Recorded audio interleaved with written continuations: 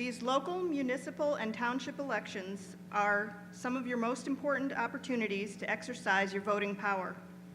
These offices will affect you personally. They will shape your local ordinances, your public institutions, and even your roads. It's inspiring to see you all here taking responsibility for your government and learning about these important races. My name is Cheryl, and I work for the Round Lake Area Public Library. This afternoon's debate is designed to provide residents information from primary sources on your way to becoming an informed electorate.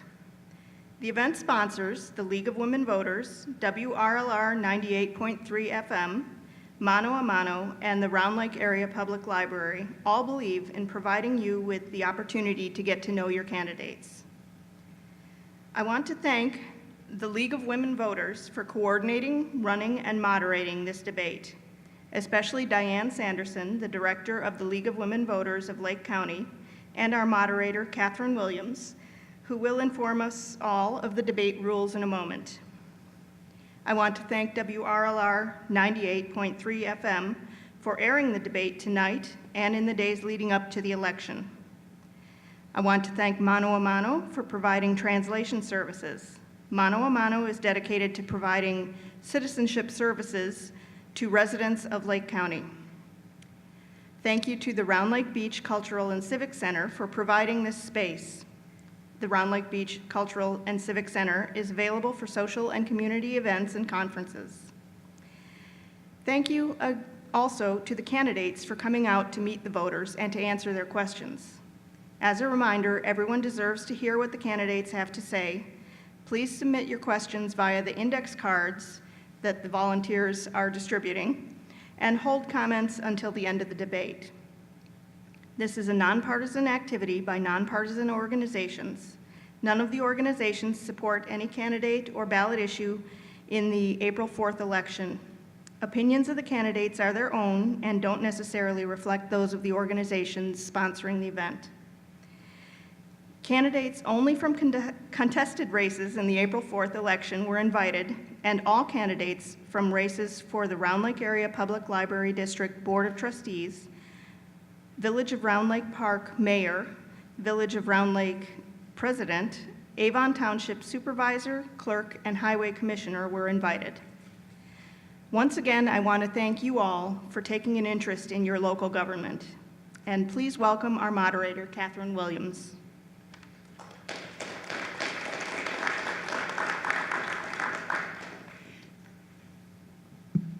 Thanks, Cheryl. I appreciate that. And I appreciate you coming out this afternoon. It's a bright, sunny day. It's a little chilly, but it's important that you took the time, and so we want to give you the opportunity to hear the candidates. It's a custom of the League of Women Voters to have a moderator come from an area that they're not able to vote in. And the reason for that is to be as impartial as possible. But I can tell you the very most important thing that the League stands for is education, your right to register to vote, and encourage you to get out and vote. I ran February 28th. I lost by 18 votes.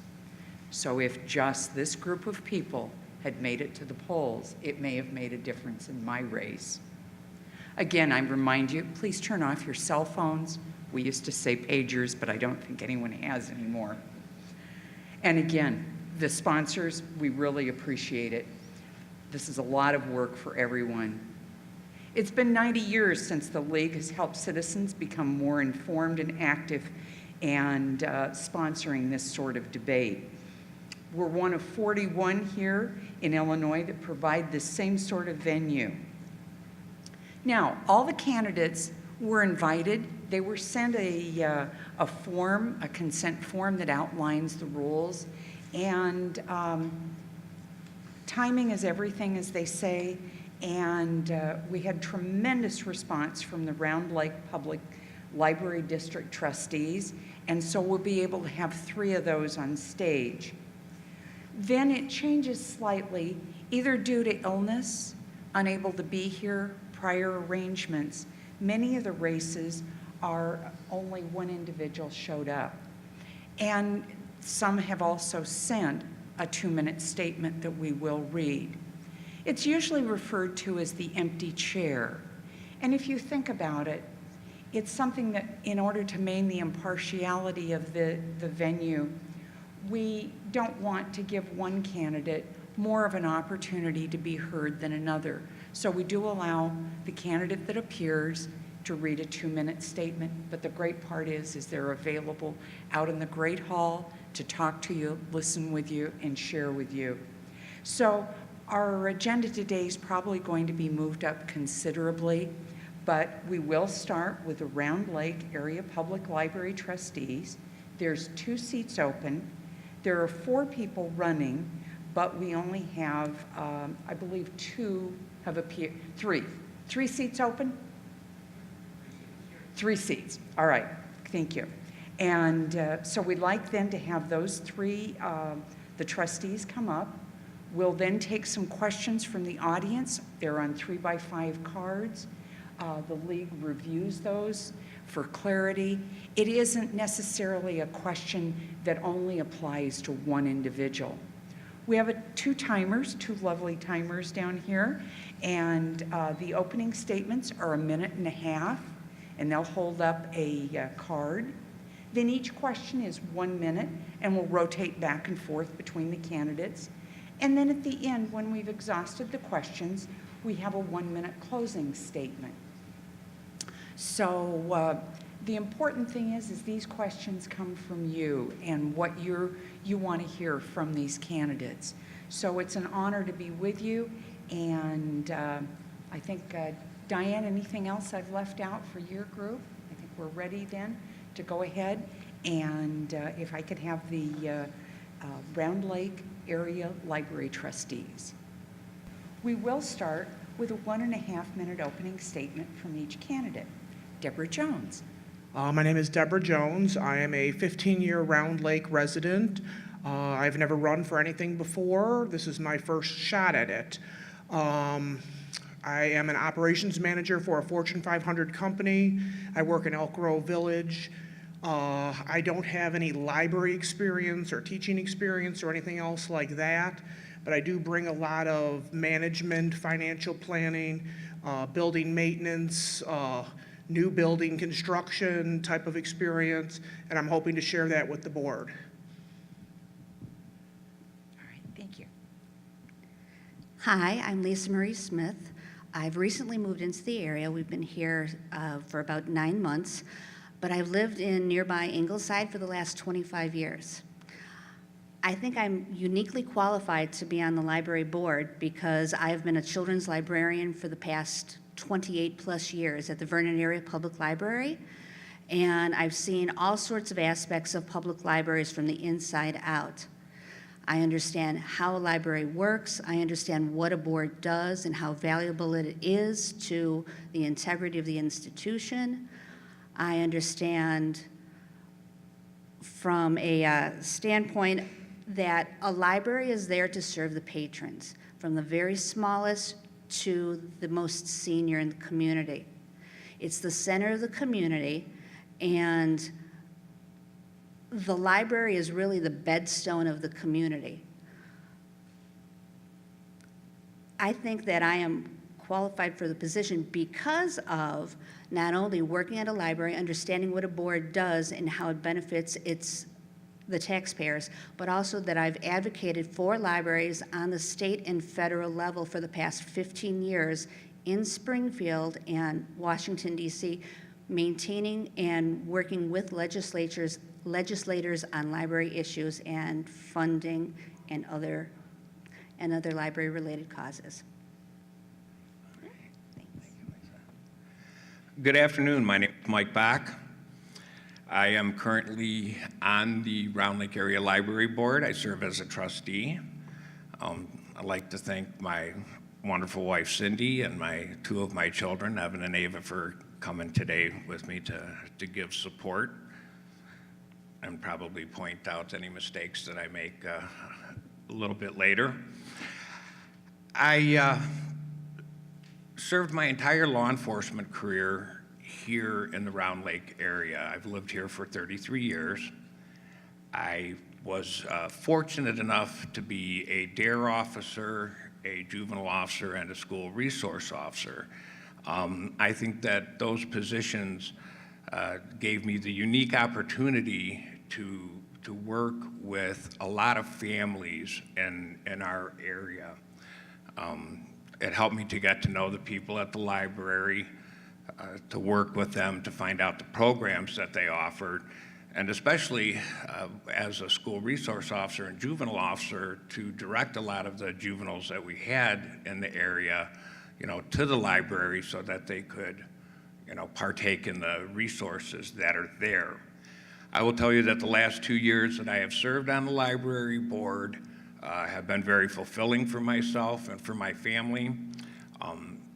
Now that I'm officially retired as a police officer and have had time on my hands, it's allowed me to get out and enjoy the community and help. So thank you for allowing me to be here today. All right, great. All right, we'll start then with Lisa Marie Smith. First question is, how does a library adapt to current trends, technology, and needs? How does the library adapt to current trends, technology, and needs? That's a wonderful question because libraries have to evolve. We are much, much more than a library a building that holds just books. They've become community centers. They've become sources of job training, sources of remittance into the community from people who have been out of the workforce, and actually a source for education for the children. Libraries and librarians have to be on the cutting edge of technology and trends in the community, as well as educational resources through further education and webinars, seminars, and magazines, journals, and professional commitments. That's how a library keeps up with the trends and gives its very best to the patrons that deserve it. Thank you. Mike?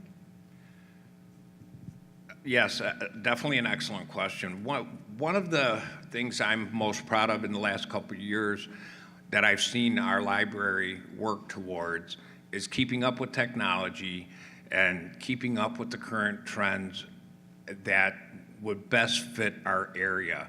We've spent better part of the last 2 years visiting numerous area libraries, from Waukegan to Wakanda to Fox Lake, to go around and find out how they are meeting the needs of their communities. And I think that with the staff that we have now at Round Lake area, we will continue, to do that, but we have to keep up with current trends because times are changing very quickly. Great. I'd like to agree with what both of these two people have said without repeating it. There is a lot of electronic technology that has to be in place. They have to budget for it. They have to look at things that are reaching out to what the community wants, what the kids want, what the teenagers want. There's a huge number of electronic IT, e-books, and whatnot that are out there that need to be incorporated. We're running into a situation where very few paper books in our lifetime are going to be published and printed, as much as I hate to say that. But the technology is out there, they have to embrace it, they have to budget for it, and they need to make it part of the library community. It is ever so important, and going forward, it will be even more important. Okay. All right. Timers? Good. All right, second question. We'll start with you, Mike. How do you plan to advocate for the library in the community and with other levels of government? Advocating for the library in the community and with other levels of government.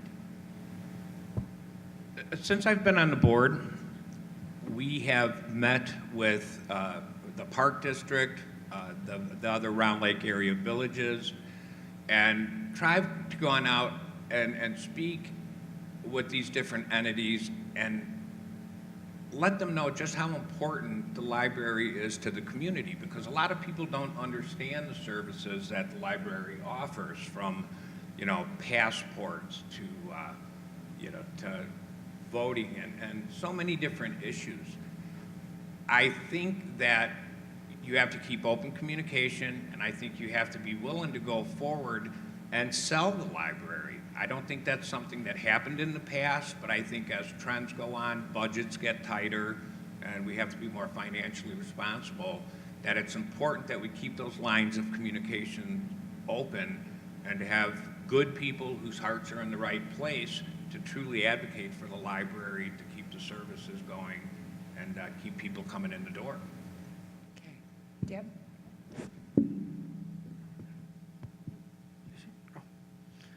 I do believe we need to advocate strongly for increased budgets. You need to work with other Round Lake area communities, the Park District, the local mayoral races, the local mayoral communities, everyone who's using our library. People need to understand where their money is going to, and even if they don't use the library themselves, they need to understand that their neighbors are using it, their kids might be using it, the schools might be using it.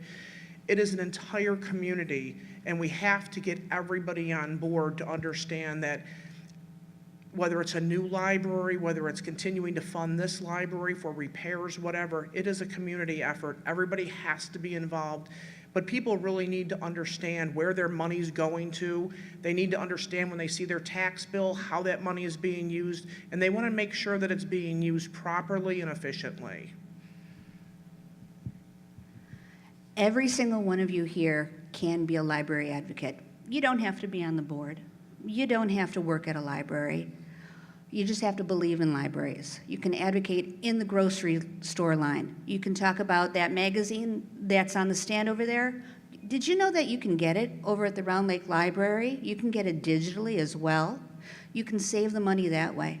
As far as the board and things like that, people who know about libraries, well, I've gone to Springfield. I've developed relationships over the years with local legislators and federal legislators too.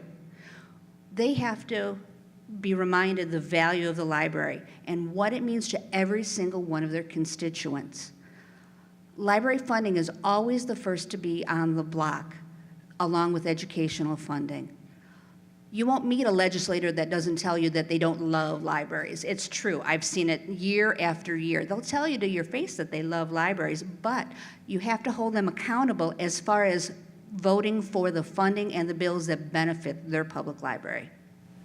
Great, thank you. Everybody can hear okay? Good, thank you. All right, our third question. Although technology is important, how do we prevent our seniors who may not be tech savvy from feeling left behind in our libraries? Technology is important. How do we prevent our seniors or anyone that may not be tech savvy from feeling left behind? Great. Deb? I think it's extremely, extremely important that the library embrace educational efforts to bring people into the fold, to understand the technology, to have small hands-on classes, to teach people what the library can do. I had a walkthrough at the library the other day, and I'm a huge reader. I live 30 seconds away from the library, and I found out that they had an app that I never knew existed.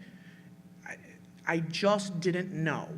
And it's super important to get people to understand. A lot of times people think a library is just filled with books, and if they're not real readers and they're not truly, truly using it, they don't know. You need to get the people in. You need to have classes. You need to have small classes, hands-on, especially for the seniors. And they will learn the technology. It's just a matter of showing them in a proper environment. I would agree that education is so important. Seniors are feeling overwhelmed, and I can tell you from doing programs myself with seniors that it takes one person to take the time to explain it in a way that they understand. It needs to be less foreign to them they need to be shown how they can benefit, even one step at a time. Books aren't going away, that's for sure. I can tell you that actually digital book sales have actually leveled off and gone down last year. But that doesn't mean that there's not something out there that can be used and beneficial for seniors. Classes are certainly the answer, as well as outreach to community centers, outreach to retirement centers, working with groups like that to explain the resources that can be used by seniors and other people who are not of millennial age. I believe this one's still on, yes? Both Lisa and Deb make a very valid point, and we do have a lot of seniors that do come to the Round Lake Area Library, and I'm very blessed that I had a grandmother that taught me the importance of reading when I was young. And sometimes even I, in my 50s, get a little bit nervous of the technology age, but I've learned that with a little bit of education and a little bit of patience, not being quite so afraid, that I'm able to somewhat master, some of these things that I find very difficult. I think that we have to open up. We have quite a few senior centers in the area. I think to go there, to offer them the classes, even if we offer rides to come to the library to take classes, which I believe we did years ago, and to offer them a way to get to the library so they don't feel all alone and know that they can partake. All right, thank you. Shifting to the other end of the spectrum, and we'll start with Lisa Marie Smith. How do you better partner with the School District 116 and their student library for after hours? So how can you better partner with the School District 116 and their student library for after hours? Thank you for that question. I actually have spent the last couple of weeks talking to people who I know who work in the Round Lake schools, asking them how can the library better serve them? How can they help their libraries? How can they help their students? What can the library do to enable them to be better teachers, to enrich the lives of their students? They would very much like to see more cooperation and promotion of summer reading club in the schools. As far as resources sharing and things like that, there's a possibility we'd have to work it out with the schools, but of course, you know, other schools have a cooperative agreement with some libraries to do school loans and material sharing and things like that, and that's something that we could possibly look into here as well. Great.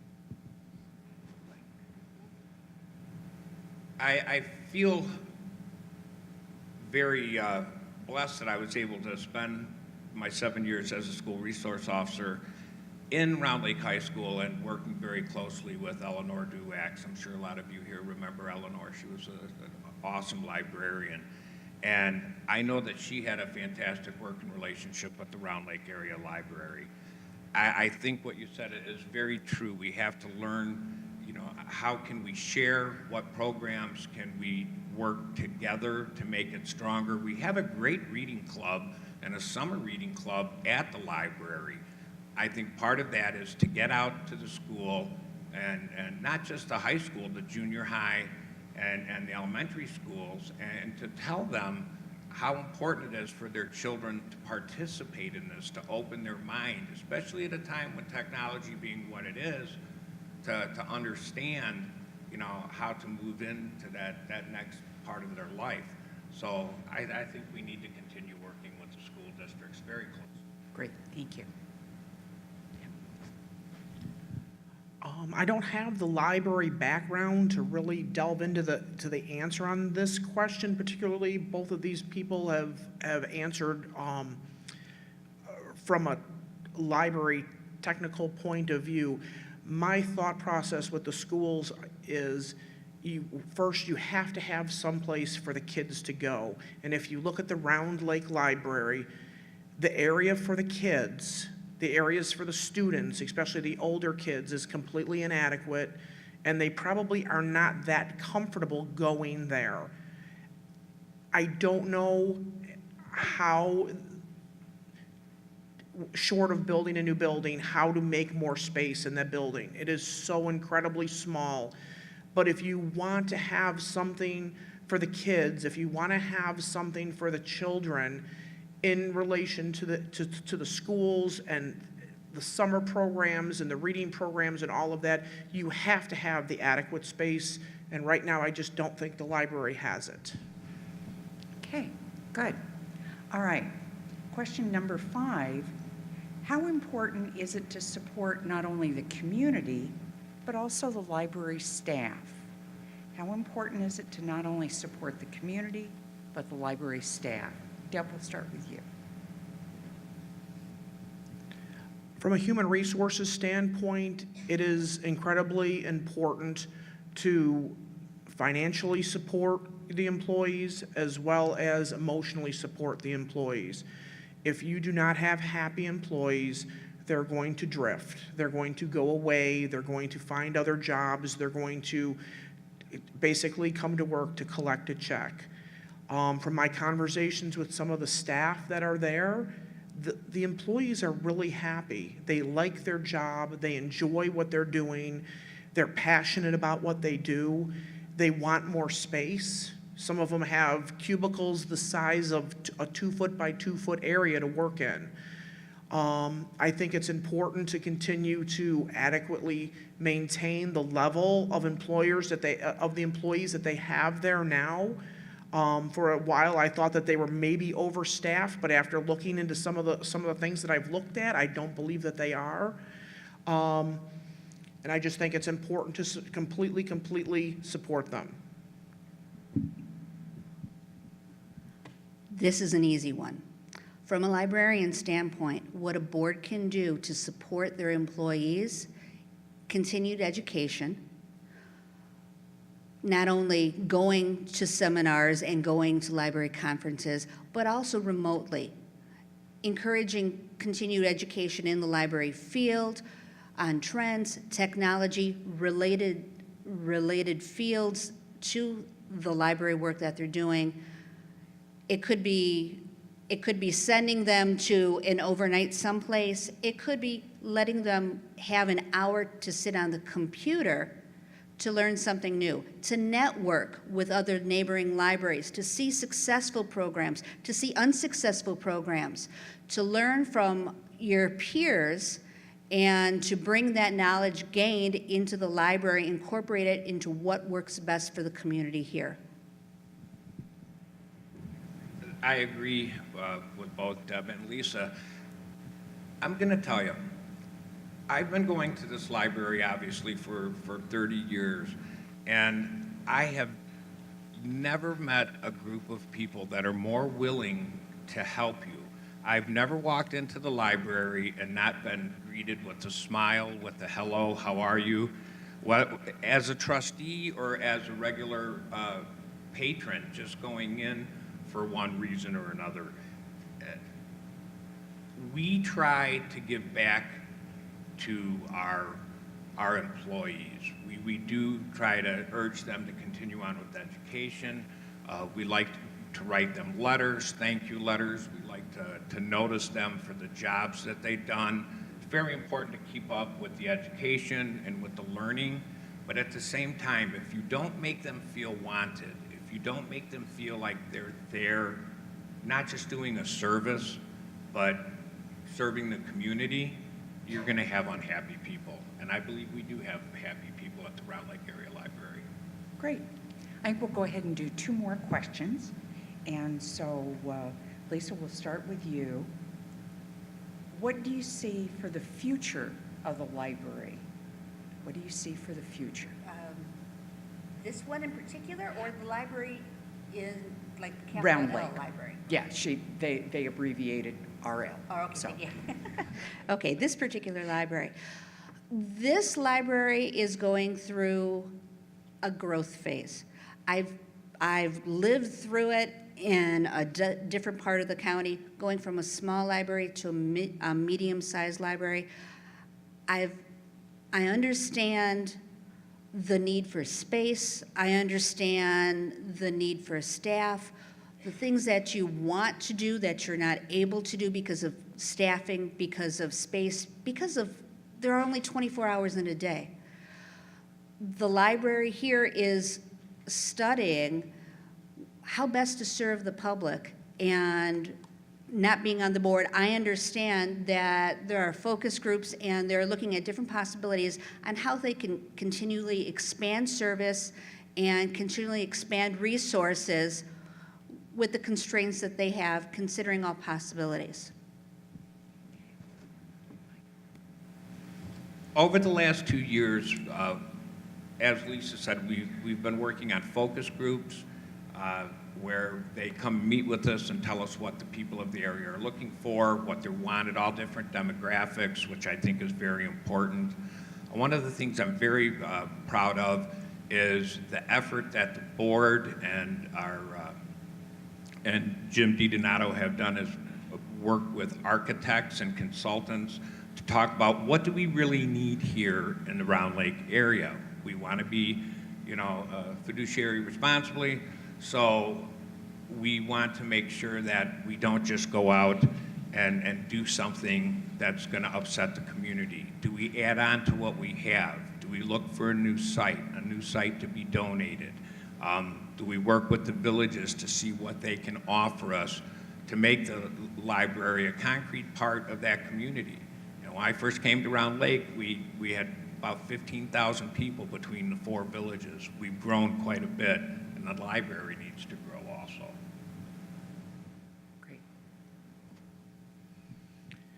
I see the library as a community center, a place to gather, whether it's for school, educational, Girl Scout meetings, leader dog classes, books. I see a place where everybody feels comfortable, the Hispanic community. Everybody can go there and find something that they want to do. I want it to be for everyone, not just the readers, not just the kids, not just, the people who think that, I don't know, I'm not even sure where I'm trying to say with this. But a library to me is a community place. It's a place to meet. It's a place to go. You go for a class. You pick up a book. You download an e-magazine. You drop your kids off after school to do Lego Club or whatever it is that they do. But I want that library to be integral to everybody in the community. Great, thank you. All right, 7th question, this will be the last question, then we'll go over to our closing statements. In what ways does your job benefit the taxpayer, and in what ways will you balance the budget? So, in what ways does your job benefit the taxpayer, and in what ways will you help balance the budget? Mike, we'll start with you. Well, one thing I think we all need to remember is that we are taxpayers also, board members, library patrons, and it's very important to us that nowadays, the economy's rough out there. We've been rebuilding for years and hope that it continues to get better.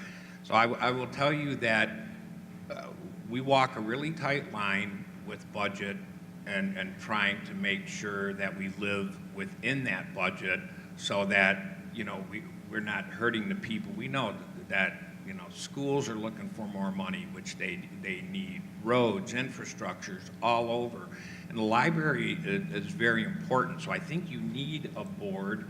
I think you need people who are going to pay attention to the surroundings to try to find the best product out there for the best price, not chintz on quality.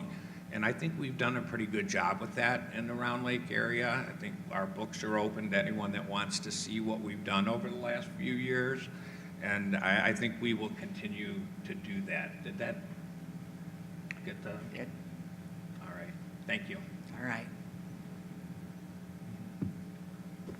Do you want me to repeat the question? it's kind of a two-parter. So in what ways does your job benefit the taxpayer, and in what ways will you balance the budget? Well, I'm not a trustee yet, so I don't have, right now, I do not have a connection to the library, but as a Round Lake taxpayer, I have a connection to the library. I need to make sure that my tax money is being spent adequately. I also look at it from the library's point of view, and they're looking, everybody's fighting for a piece of the budget, like roads, schools, everybody wants something. None of us want our taxes to go up, but in order to properly wrap our heads around spending and everything else, and I do think that the library is doing an adequate job with the budget that they have, I truly hope to advocate in the community to make sure that they get the biggest piece of the pie that they possibly can get, and that they use it responsibly for what they need to do with it. I see the job of a library board as a representation of the taxpayers. We are there to make sure that the budget is used the best, most wisely way it can be. And I can tell you from my 28 plus years in a library, every day I go to work, I have that in mind as an employee.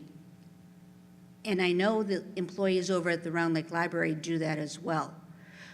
When you make a purchase, you make it the most economically possible. You make that money stretch as far as you can, because if you're invested in your job, you're invested in the patrons, you're invested in the community. You want to do the best you possibly can for the people that you're serving. And the library board's job is to oversee that and make sure that we're working for you, the taxpayers.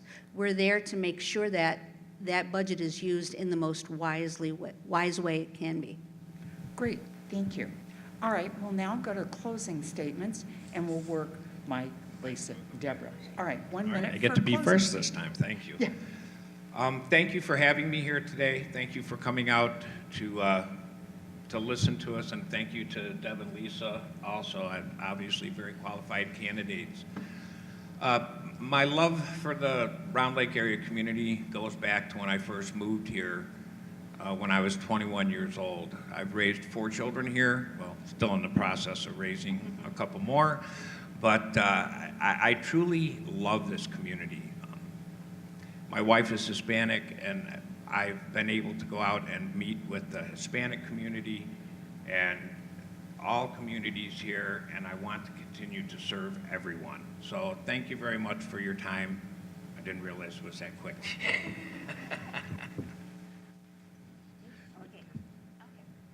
First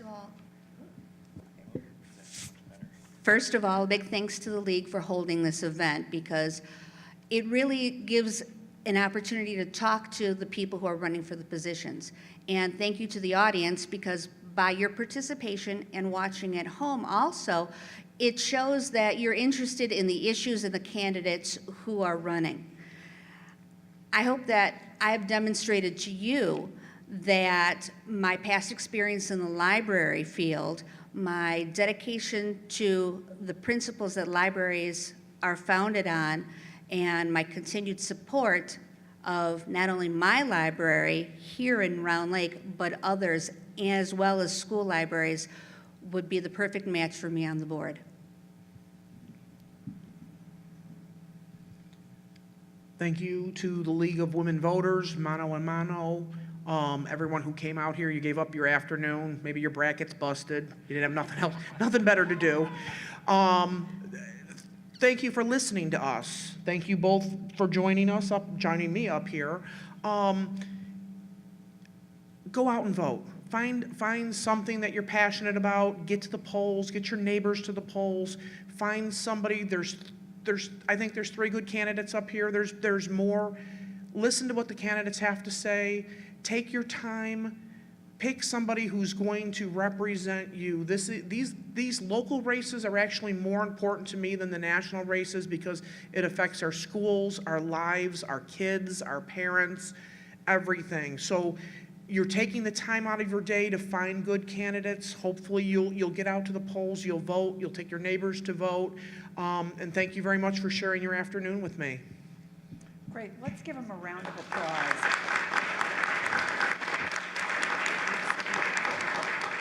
Thank you, and I'm happy to be here this afternoon. I want to thank the League of Women Voters of Lake County, 98.3 WRLR, Mano a Mano, and Round Lake Area Public Library. It's an honor to be here today. My name is Linda Lucassen. I am currently the mayor for the Village of Round Lake Park, and I am running for re-election.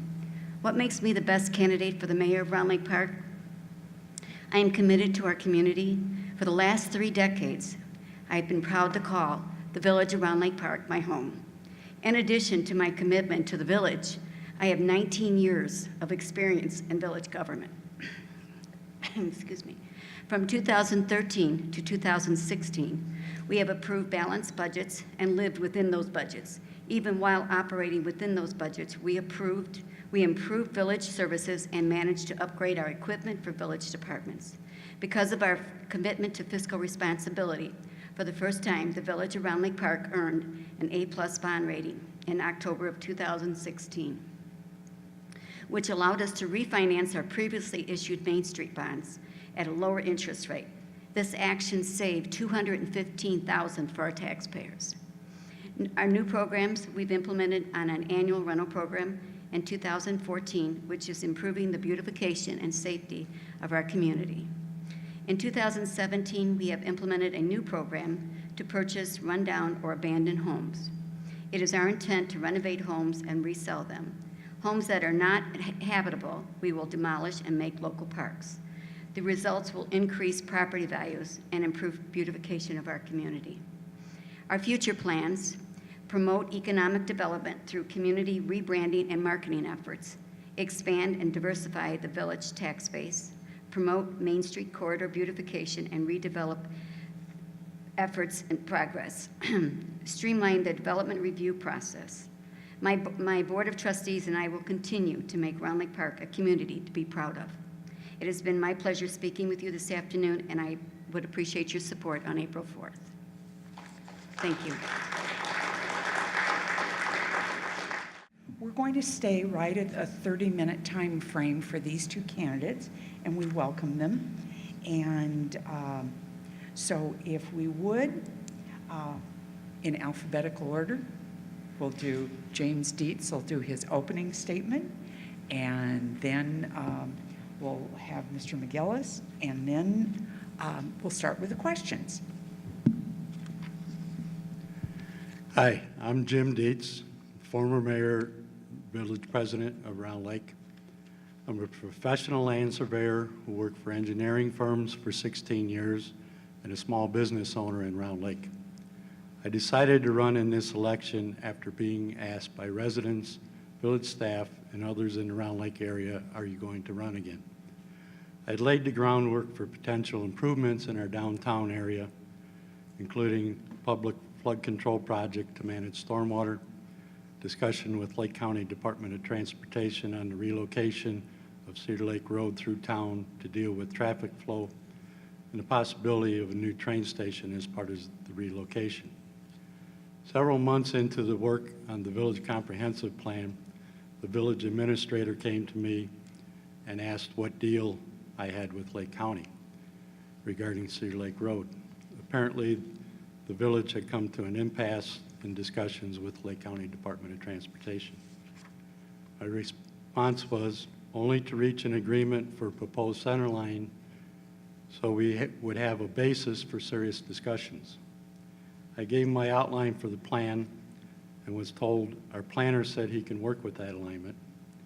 The administrator also said he believed it was a route that could be constructed in the foreseeable future. A revised comprehensive plan for the village was passed that included these ideas I proposed over 7 years ago. There's a lot of planning work that needs to be completed to make these plans, make sure these plans are implemented. Great, it looks like the time's up there. Thank you. Please. Hi, I'm Dan McGillis. I'm the current mayor of the Village of Round Lake. I didn't prepare an opening statement, but I'm ready to talk about my candidacy. I'm a lifelong resident of the village of Round Lake, married to my wife, Anna Maria, over 30 years. My dad was a previous mayor in 1961. I have a vested interest in this community, and I've truly enjoyed being the mayor for the past 4 years. It's interesting that my colleague to your left of me talked about all the things that's been accomplished, that he started in motion. He only started in motion, only thought about it. In the last 4 years, we actually accomplished it. We didn't talk about it. I negotiated with the Lake County Division of Transportation for the Cedar Lake Road realignment. That was not at an impasse. The realignment of Cedar Lake Road happens only once, and it has to be done right. I negotiated with LDOT, and they paid for and did a feasibility study to give us 4 alternative routes to choose from. Along with that successful negotiation, we finally got, for the first time, and this realignment has been talked about since 1961 when my dad was mayor. We actually have Lake County that put $3.5 million into their CIP to start phase 1 engineering. Under my leadership, under my negotiations, under my direction, we have finally got Cedar Lake Road realignment heading to actually happen. Thank you. Great, thank you. All right, then. Okay, all right. First question, and we'll start with you, Daniel. How do you plan to get feedback from village residents? How will you stay informed about what the people want and need? How will you get feedback from village residents, and how will you stay informed? 1 minute. This isn't a want, this isn't a consideration, this is something that we actually accomplished. The village had no way of communicating to the administration, to elected officials. We made and completed a new comprehensive and user-friendly webpage. In that webpage is the request center. The request center, with one click of a button, gets people, our residents and our businesses, able to respond and ask questions. We also started the first ever electronic newsletter. There was no way of communicating to our residents, to our business owners, to the village, and there was no way for them to communicate back to us. I also started the Homeowners Association Summit meetings and Business Owners Summit meetings that we held, so people have a place to come to, listen what we're doing, what we're planning, and a chance to give feedback. Communication between the elected officials, communication between administration and our residents, business owners, is extremely important. Time's up. I think it's a good effort on the things that Dan has implemented on the communications. Would continue with that. Some of the business outreaches weren't as successful as everybody would hope they would. Continuing with those plans and reaching out to the community, possibly for future community fest, and get input back and participation from residents through that. Great, thank you. All right, the second, lots of feedback there. Second question, your ideas for revitalizing Round Lake downtown area in order to attract higher income homeowners. So what are your ideas for revitalizing the Round Lake downtown area in order to attract higher income homeowners?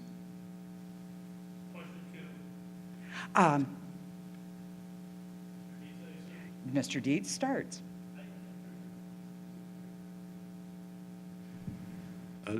If we get the redevelopment downtown in motion, the plan for the Cedar Lake Road realignment be a big impetus for the planning. We've done planning over the last approximately 12 years for transit-oriented development, including train access. There's been proposals on the table for condominium, townhome type development in the area. Once we get the infrastructure going on these proposed actions, that I think developers will be attracted to bring projects to the village that will accomplish that. Great. I don't know if there's a timekeeper to start. Okay. On 3 separate occasions since I've been mayor, I have gone to Chicago to RTA, Regional Transit Authority. They are interested in increasing ridership. Because of that, they allow, and about every 3 years it happens, and they've given seminars for transit-oriented developmental grants, not monetary grants, developmental grants. I've been to 3 of these things, and Round Lake is the poster child for TOD, transit-oriented development. We have the train station, we have train tracks, we have a state highway, and we have a tremendous amount of village-owned property. It takes more than just planning and a road to actually get this to happen.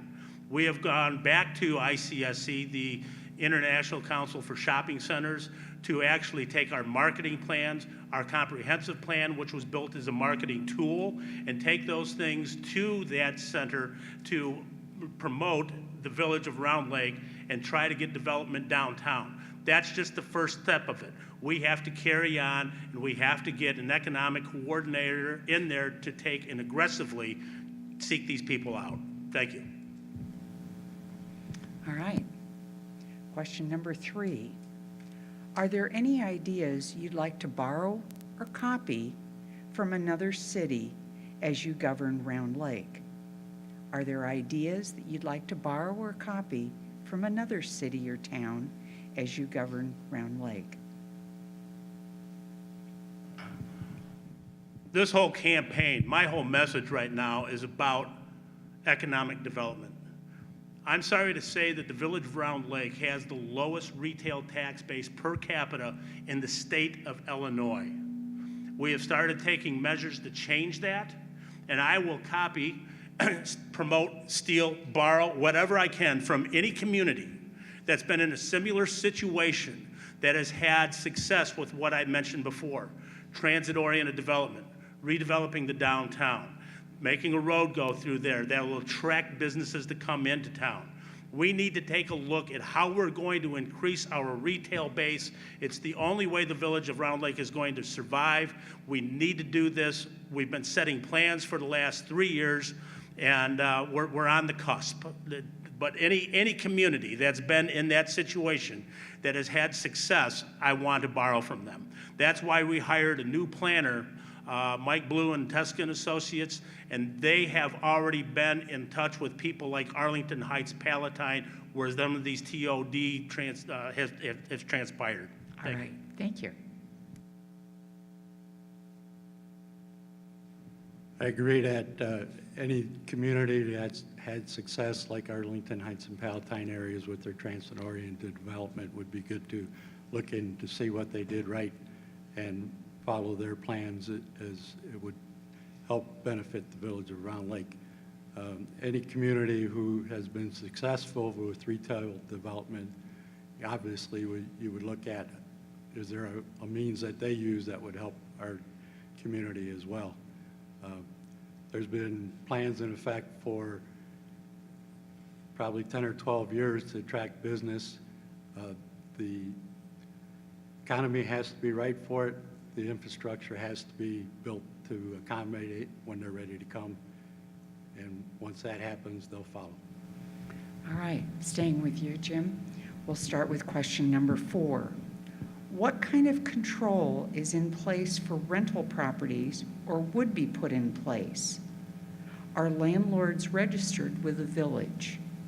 So what kind of control is in place for rental properties or could be put in place, and are landlords registered with the village?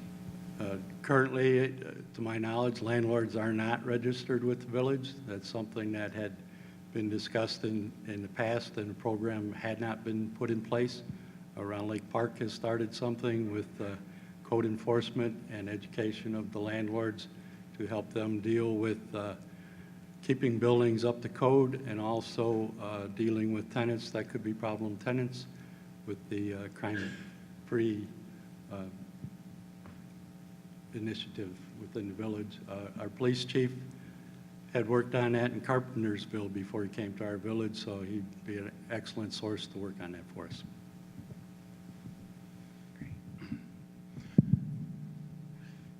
I'm going to be blunt. This is a can of worms.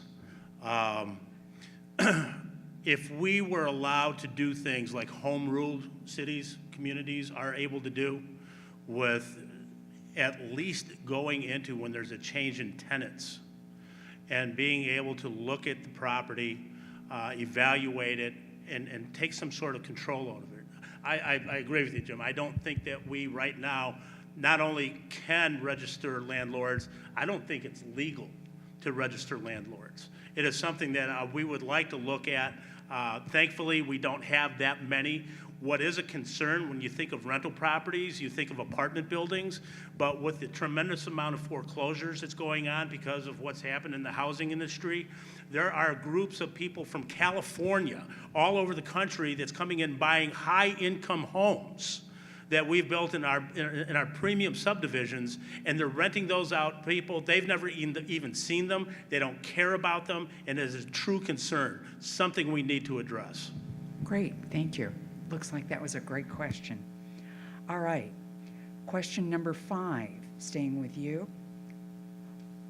What do you see for the future of the downtown, and is there a place for a library in downtown? The future of the downtown area, and is there a place for the library? It's not only a place for the library, it's the only place for the library.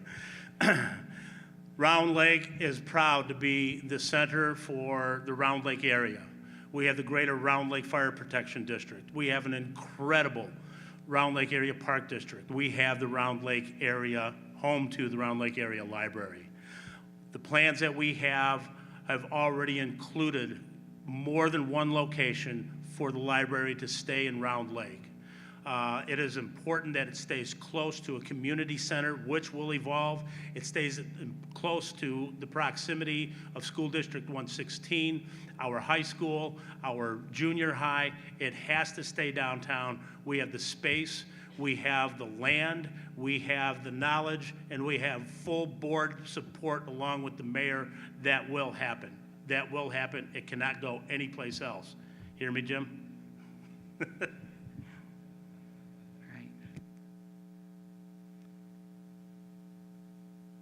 I agree with Dan. The village definitely wants to keep the library in our community. Downtown would be a great spot for it. One of the challenges will be, and for part of our redevelopment downtown, is how do we manage parking for the area and make sure that we can provide sufficient parking for all of the facilities that we want to see built in the community. Great, thank you. All right, question number 6, staying with you. What are the differences between you and your opponent for the future of Round Lake? What are the differences between you? As far as our visions for the community, I think we probably have a lot of similarities. My technical background, being a licensed land surveyor and having worked for engineering companies for years, gives me a little bit better insight into infrastructure needs. And I believe I had a little bit better capability on guiding what's needed to help prepare our infrastructure for our future growth.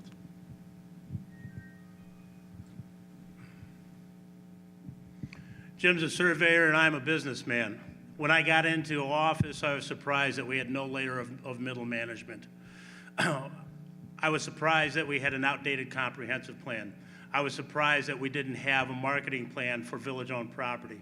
I was shocked that 18,500 people, 60 employees that we never had an HR department for, we do now.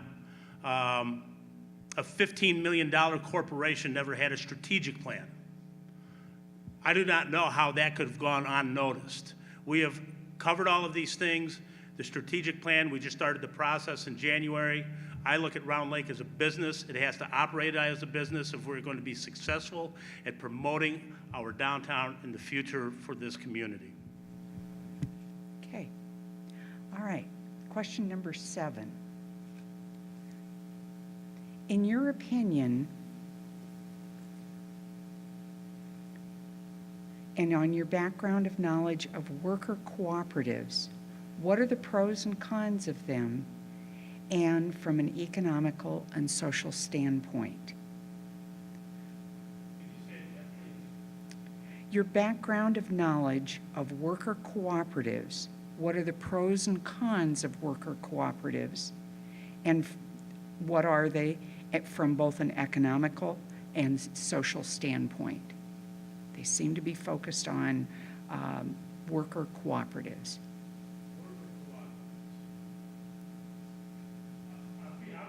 Honest, I'm not quite sure if I understand what the question is.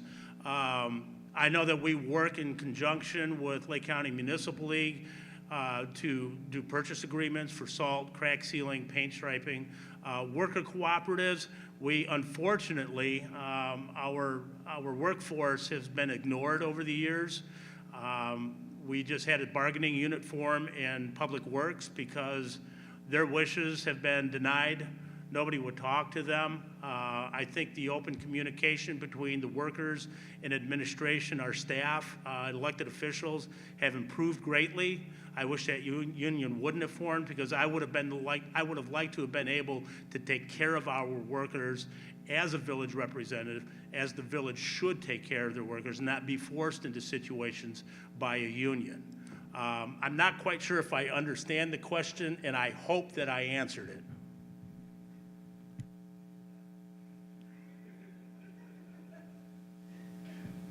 I think the question is about shared employees throughout the different positions that you would have in the village. There's some businesses that would have cooperatives that have part-time employees that would work for other corporations. I assume that's the same type of thing. Specific things within the village, I'm not sure what we would have. I agree with Dan. We've worked on the cooperative maintenance items in the past that have benefited the village, where you go in with other communities to have a larger quantity of things being done through a contractor to get a better price on the item that you're working on. Great, thank you. All right, question number 8. Stay with you, Jim. Who gives you the best advice? My mother.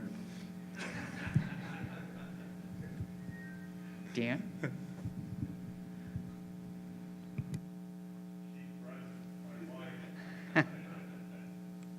I thought that was an important one to get in.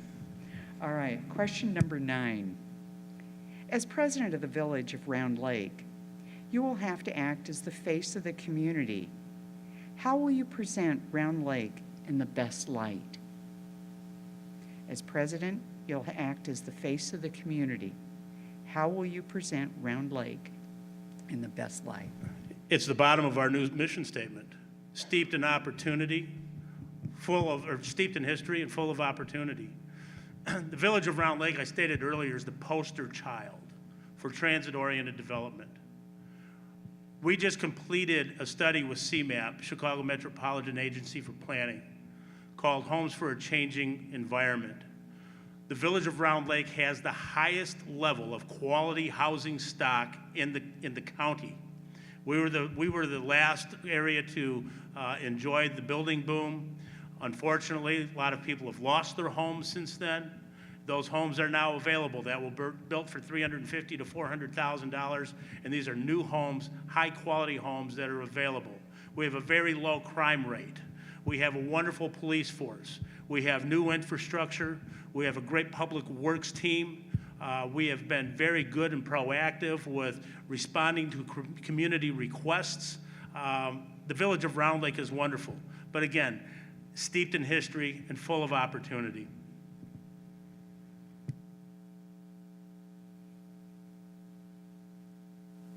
Similar attitude, proud of the plans and planning for our future. Working on keeping the community looking good, keeping things cleaned up, making sure that any vandalism gets taken care of in a quick fashion so it doesn't sit around for weeks, making sure the streets are clean, and attractive. There's been a program for flowers downtown, came out very nice. It's one of the things, similar things throughout the community to make our village attractive and preparing infrastructure and letting people know we're ready for the developers to come in and continue to build our community similar to the quality that we've had in the past. Great. We'll finish with question number 10, and then we'll go to your closing statement. What frustrates you about our community, and how will you address that issue? What frustrates you, and how will you address the issue? I think there's people who have lost the passion for the village. I'd like to see that come back more. Pride in the community, people, our village employees taking the initiative to take care of things that they see in the village that need to be addressed. A sign that's turned the wrong way, litter on the street picked up, different things like that, that I think for some reason we've lost some of that pride. I think there is and has been a lot in the village, and it wouldn't take a whole lot of effort to set the example to bring it back. Great. I think some of the pride that Jim talks about is still evident. He just mentioned the downtown beautification with the flower boxes and the willingness of our business owners and residents to take care of those, maintain them, water them throughout the year. Thing that frustrates me the most, I think, about the village of Round Lake is a persona. I've been talking to a lot of residents lately, and they talk about the school district. They talk about District 116, which had its fair share of troubles. I do not need to describe that to you. What I do need to describe to you is a $29 million referendum that just added on to that building and the level of education that we are putting out now. It is something that we need to be proud of, and it's something that we need to be promoting.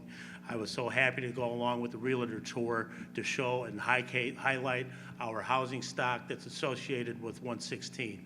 We have 7 different school districts that touch the village of Round Lake, but we need to stop this persona of what Round Lake is. And part of that is just community pride. I agree wholeheartedly with Jim. A little bit of pride goes a long way. Great, thank you. All right, we'll now do a 1-minute closing statement. We'll stay with you, Dan. 1-minute closing statement. Our community has grown to 18,500 people. I did not prepare a closing statement, but just from the response of what this program provided, the information that's set forth. We are a fortunate community, and we cannot afford to have controversy in it. I pride myself not on the things that we've accomplished. I pride myself not on the plans that we put into action. I pride myself not on rearranging and reorganizing every department. I pride myself on bringing us together, and for the first time having a united board, for the first time having trust restored between our elected officials and our new administration. And I want to take that sense of pride, I want to take that sense of trust and make sure that it expands throughout the community for us to work together. We have to stop being contentious because one person said one thing, I'm going to combat it. We need to come together to see our future. The future of Round Lake is a great one. Thank you. Great. All right, one last closing statement. I'd like to thank everybody for the opportunity to be here today for the forum. One thing that I didn't get in my opening statement to bring up is we were donated some property by the Fawcett family for the development of the Delbert Smith Park on Park Road, about 4 acres of land. There, in that parcel, there's a nice lakefront, Round Lake lakefront parcel that I'd like to see the village work on plans to explore opportunities and possible development for that.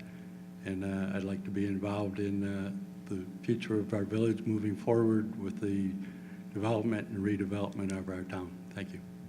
Great. Let's give these 2 great candidates a round of applause.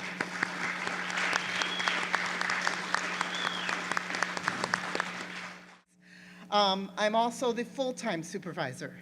This is my only job. I do not have another job, nor do I have another elected position. This is Lisa Rush. Oh, Lisa Rush, I'm sorry if I said that. It's Lisa Rush, R-U-S-C-H, my boys are.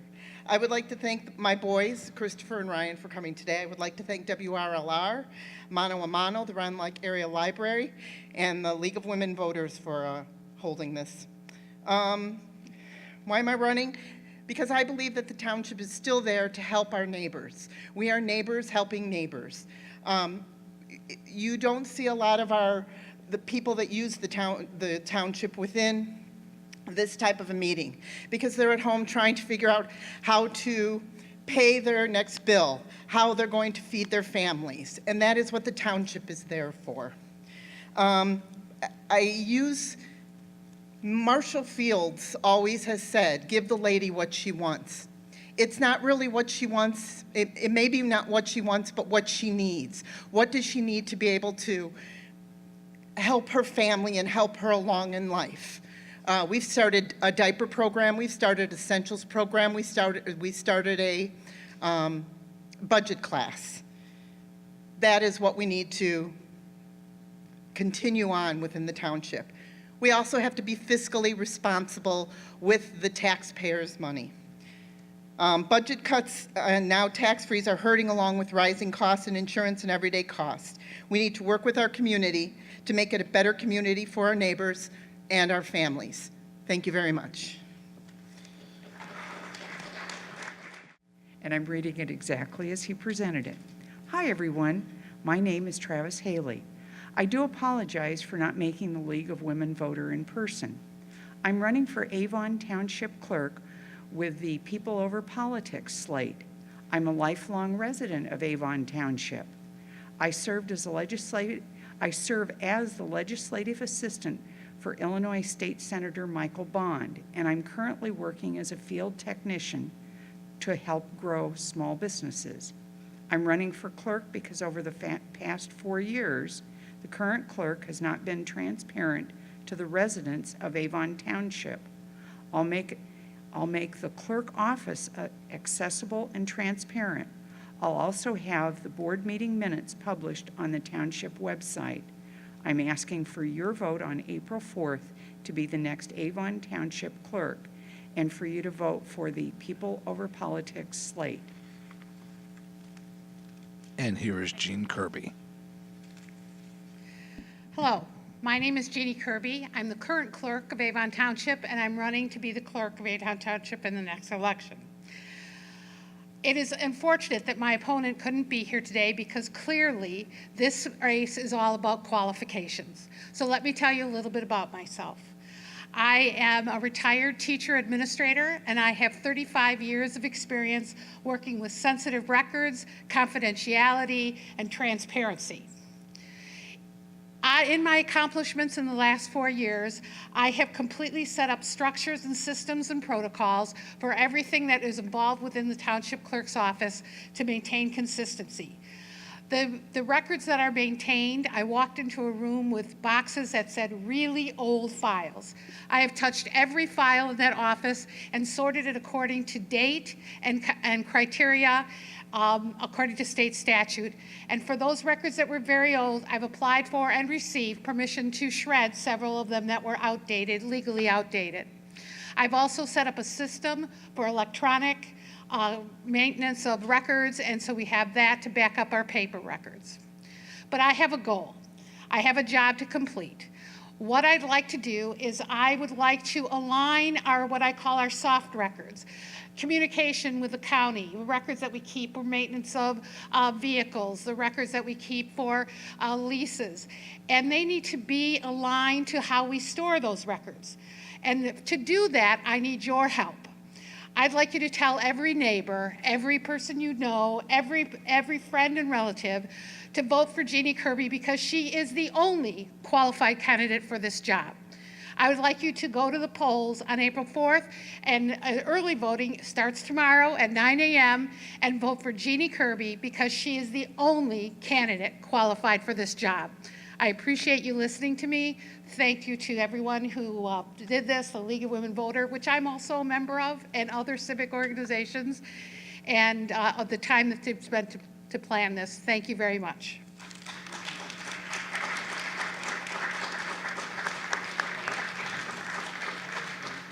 And our Highway Commissioner candidate. This is Robert D. Kula for Good Highway afternoon, Commissioner. everybody. My name is Bob Kula. For those of you who don't know me, I've been a resident of Avon Township for over 48 years. I'm currently married to my wife, Laura, 24 years tomorrow, actually. We have 4 kids, 2 in college and 2 in high school. So I've been with the township for in excess of 30 years, I think just about 32 now. 4 of those as Highway Commissioner. Although I've seen a lot's changed, what hasn't changed in the township is my commitment. You know, when I started here, I knew this is where I wanted to be for my entire adult life. So here I am. So when I started as Highway Commissioner, I had 3 goals in mind. 1 was the budget, 2 was continuing intergovernmental agreements with other villages, and the 3rd was the environment. So on the budget end, if you look at my levy, I haven't increased my levy in 3 years. Road construction has continued to go up, costs go up, but I've still been able to do major road projects by saving money. We just save, and then when we can afford it, we do it. And then 2, we have intergovernmental agreements right now with the Village of Third Lake. We have intergovernmental agreement with Grays Lake. And then we help other villages when they're in need, like say Haynesville, Brown Lake Park, when we had the tornado a few years back. We're there to help. That's what the highway department's here for. And then 3rd, the environment. The environment is huge to me. So what I've done since I started is a continuing reduction of our use of salt. So we do that through our organic blends that we use, and I will continue to reduce the salt. So my tonnage every year continues to go down. We'll find ways to continue to do that and still maintain safe roadways. So I hope you're all get out and vote April 4th. And I do have to say how happy I am to work with these 2 ladies over the last 4 years, and I encourage you to vote for them as well. Thank you very much.